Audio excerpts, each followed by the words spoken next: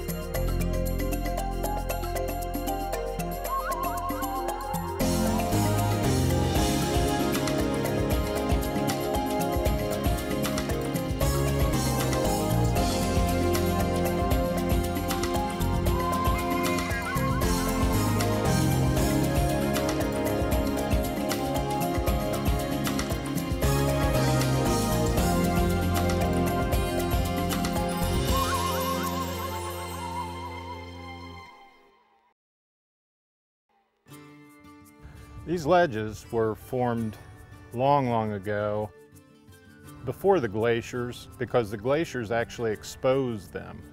The sandstone Sharon Formation was created by sands of an ancient sea that lay over this land. Later, the glaciers came through like gigantic bulldozers and carved out these valleys and exposed what we call the Sharon Formation of sandstone. Weathering through rain and the addition of minerals to this stone has created some fantastic shapes and colors. It's remarkable, around every bend that you take, you see something new and exciting. Some are very large, very high into the sky, while others not so high, but they have these unique formations. Sometimes you see a face in a rock, or maybe an animal. It looks like there's some sort of Tyrannosaurus's head sculpted into that rock. It's all a part of visiting and seeing these magnificent ledges. But we want to manage this carefully. We want to protect these very elegant, beautiful ledges. And throughout Ohio, ledges have been loved to death because of people going everywhere, clamoring over them. Our rarest species of plants are rooted in the ledges here. And with that thought in mind, we owe it to the park and to the environment to put our trails in with a great deal of thought.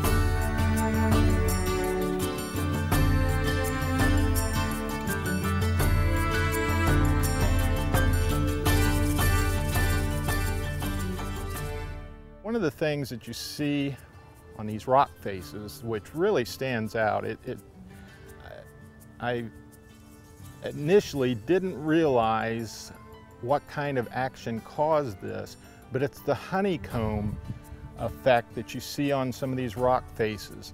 They're carved out into circular forms, very close together, so they actually look like something like a bee's honeycomb.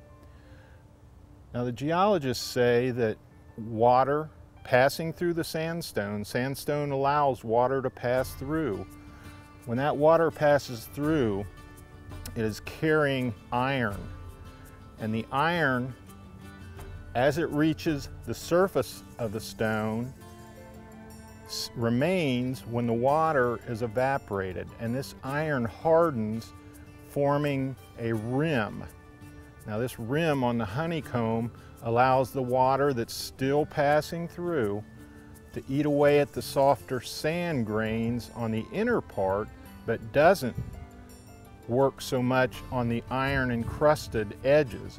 So that's why these honeycombed circular patterns continue to eat farther into the rock while maintaining this circular shape. This feature is one of the most photographed of any on the rock formations.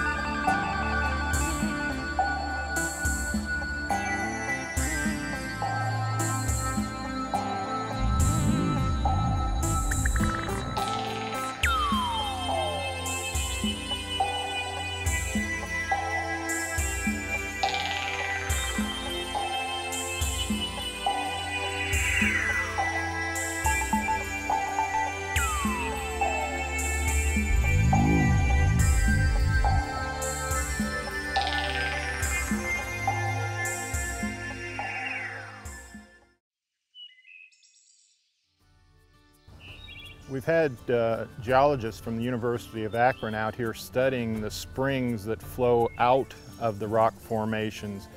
The report that I received was that some of these springs are almost as pure as distilled water.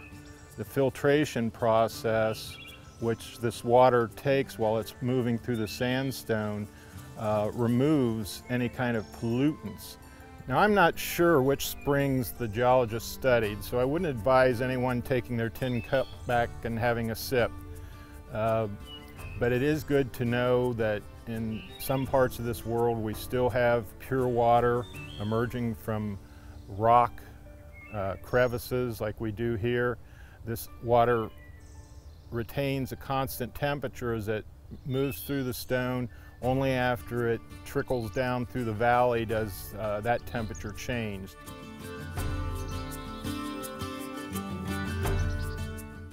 Nevertheless, even though we can't drink the water, we can certainly enjoy the views of watching these springs flow over the rocks, pouring sand into the streams as very fine granules of sand. We can also pick out lucky stones that are lying in the beds of these streams as they meander down into the wetland. So these springs, their impact on the rock ledges, their impacts on the wetlands are a major source of continued diversity throughout the park. The rock formations here not only are beautiful, they create habitat. I mentioned plants and their value, the rarity of them, growing only on rock faces. One of those is the beautiful fern called the common polypody. This grows right on the edge of the rock formations and normally pretty high up. It's a bright, colorful fern that is delicate against the hardness of the contrasting sandstone. So that's one of the interesting plants that we see here. But besides plants, the rock formations also provide habitat for amphibians and our special guests, the bats. We have about 6 species that call the ledges their winter home. Now, they don't have large caverns. They slip into the crevices that you might be able to just poke your hand through, but you won't see them like you might in other parts of the U.S. and hanging from the cave ceilings. These bats have great protection in here when they get into the fissures in the rock, and just as the spring water maintains a constant temperature, the inner parts of these rock formations retain that same constant temperature, which allows the bats to survive. Too warm a temperature, they wake up. Too cold a temperature, obviously they freeze to death. So this is a unique situation here where we have a home for bats, a home for plants, and a very beautiful sculptured rock formation besides.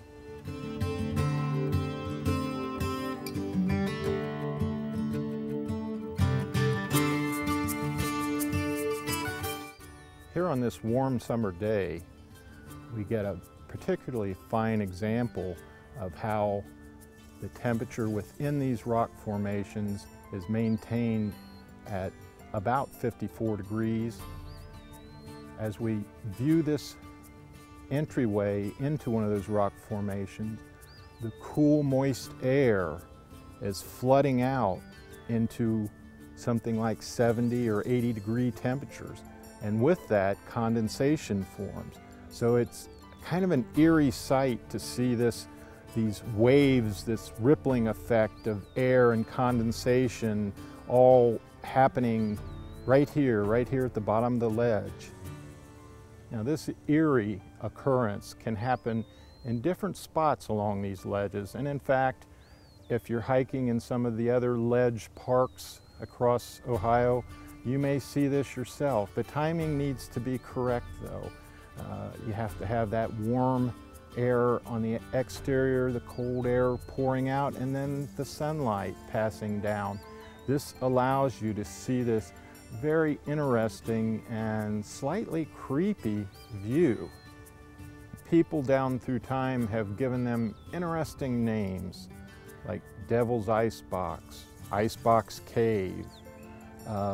There are a number of different names, and as you visit the different parks where they have these rock ledges, if you get a chance to stand in front of one of these occurrences, it's quite an interesting feeling because this feels like icy air coming out. It's damp though, it isn't like air conditioning, it's a damp cold.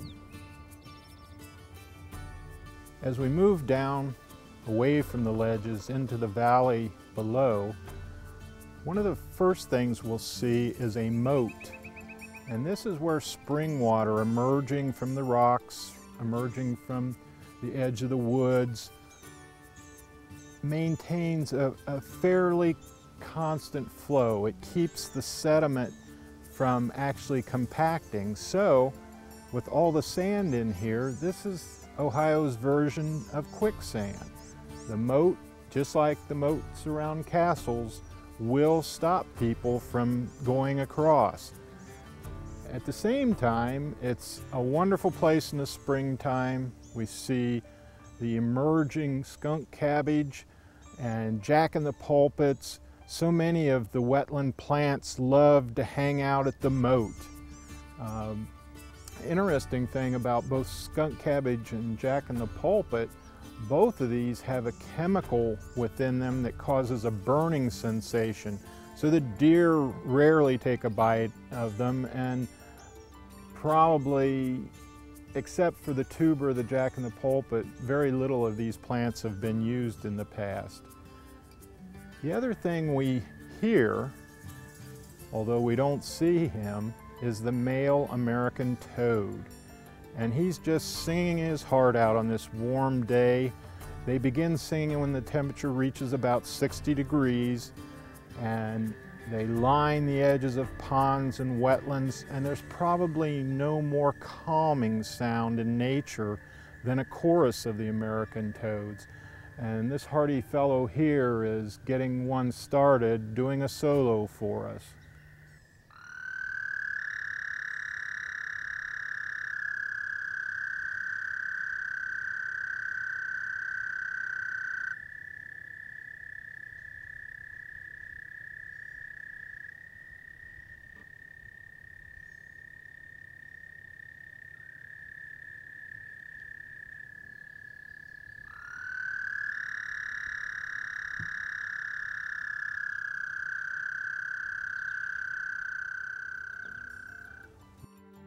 One of the woodland sprites that dances in the ravines every springtime is the Louisiana water thrush.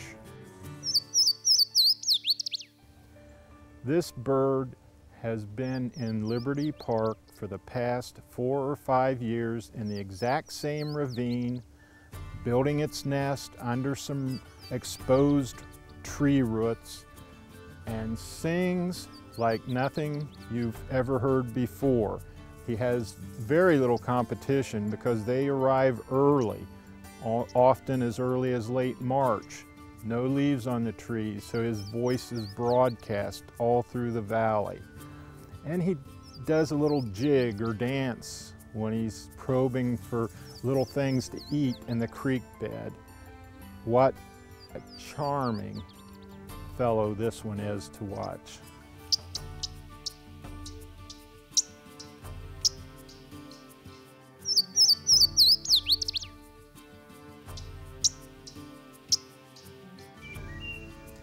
As we walk through the woods, we often see clumps of grapevines hanging from trees.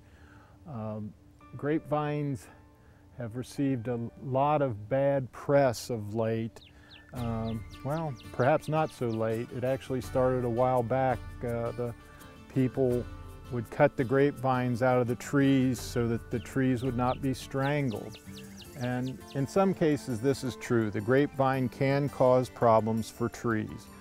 We upset the balance by leveling the playing field years ago. We cut the trees down, which gave the grapevines an opportunity to swarm over top of the trees. As a forest matures, however, the grapevines are steadily put out of business. They aren't receiving the sunlight that they did when the forest was much younger. Now, grapevines are used by most of the forest birds. It's common to find old nests in the wintertime and still see the strips of grapevine interlaced throughout the nest walls. A bird that uses grapevines for its nest is the wood thrush, and we often hear that bird as we move through the woods.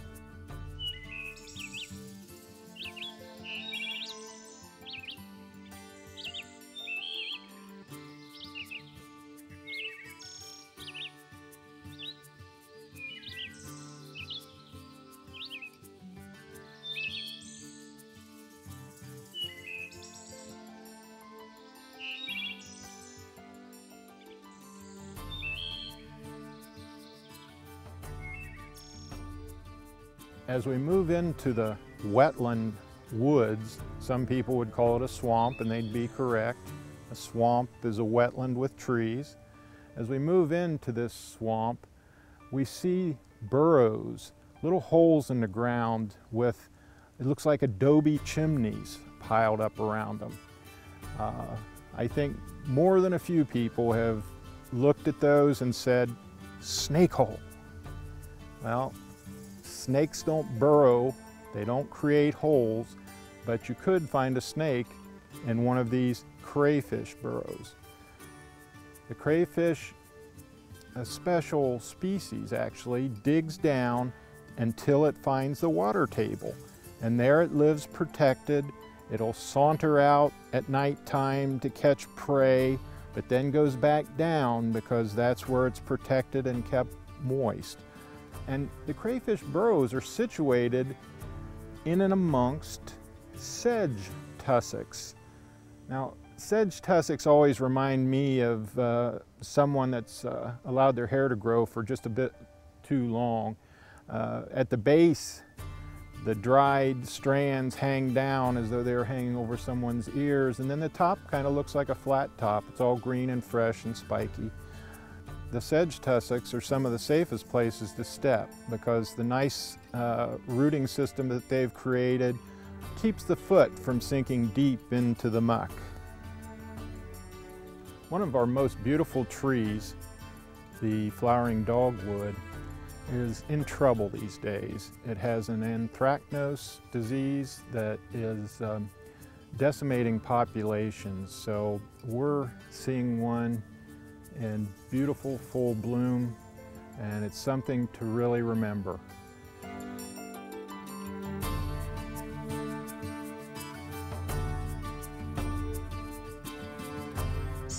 As we walk along the swamp, we also notice that there's a very active bird in the treetops. It looks a lot like a miniature mockingbird, a long dark tail and blue-gray back. And it's very busy probing and poking, and we're going to see what we believe is a blue-gray gnatcatcher building its nest. A really cool thing about a blue-gray gnatcatcher's nest is it's woven together something like a sock, something like the elastic part of your sock. It weaves in spider webs, lichens, little bits of plant material, and it's structured so that as the babies are hatched and grow larger, the nest actually expands, just like pulling that sock over your ankle. The blue-gray gnatcatcher is one of our earliest nesting birds, and they're highly adapted towards catching flies and gnats in the air, the early emerging insects that we see hovering. These little birds can maneuver with their long tail right through the treetops and snap up that little fast-flying insect. Another sign of a very large bird that we see here are the drillings in what looks like an old elm trunk of the pileated woodpecker.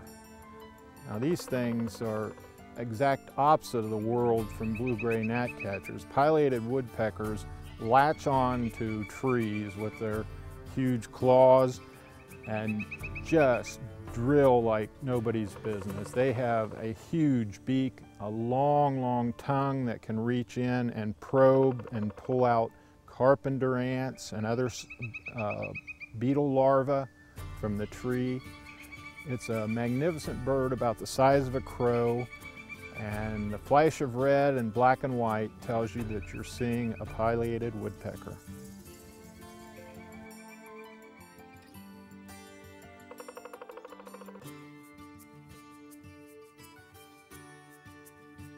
Here we have a great example of two plants that are often confused.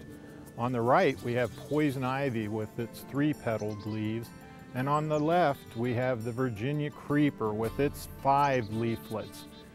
Both of these are very beneficial to the birds, but we all know what poison ivy can mean to some of us.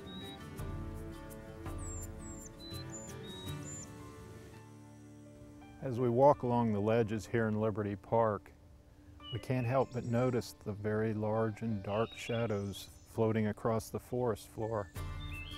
Up above us, we've apparently alarmed a pair of turkey vultures.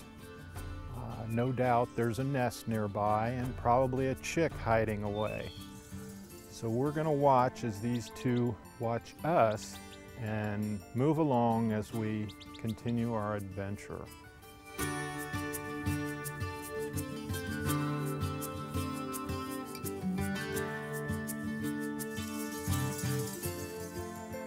People are always asking me, where are the waterfalls in Liberty Park?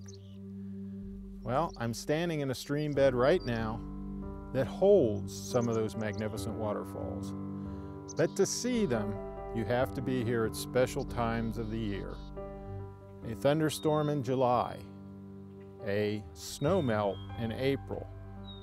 Both of those would be times to come out to Liberty Park and enjoy the spectacular waterfalls that tumble over these rocks.